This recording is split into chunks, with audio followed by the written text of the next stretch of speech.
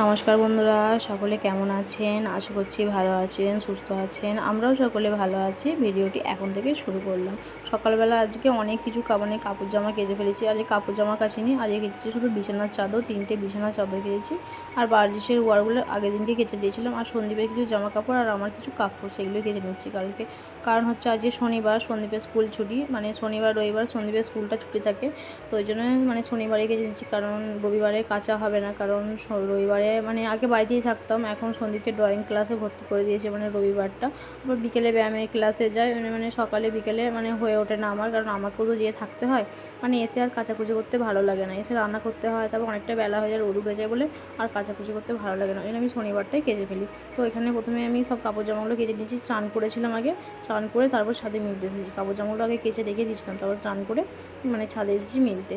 তো এখানে সাথে কাপড় জামাগুলো মেলে দেওয়ার পর সন্ধ্যেকে একটুখানি খাইয়ে ওকে একটু ড্রয়িং করতে দিয়েছি, কারণ কালকে মানে রবিবার ড্রয়িং ক্লাস আছে সকালে। তো ওখানে কিছু ড্রয়িং করতে দিয়েছিলো, সেইগুলোই বাবু এখন মানে ড্রয়িংগুলো করছে।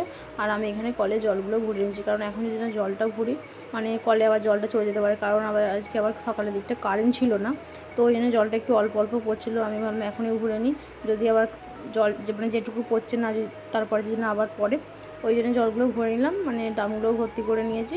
আর এখানে যখন জলগুলো নিয়ে যাওয়ার সময় একটা বোতল আবার পড়ে গেল, তো যাই হোক পরে আবার বোতলটা তুলে নিয়েছি।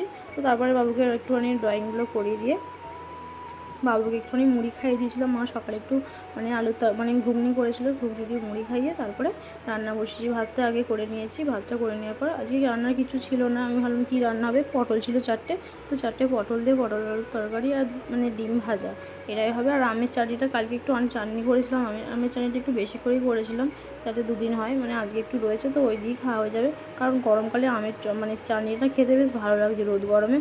মানে মা বলছে যে আমের চাটনিটা রোজ করবি একটু করে, মানে আমের চাটনিটা খেলে বেশ ভালো লাগছে।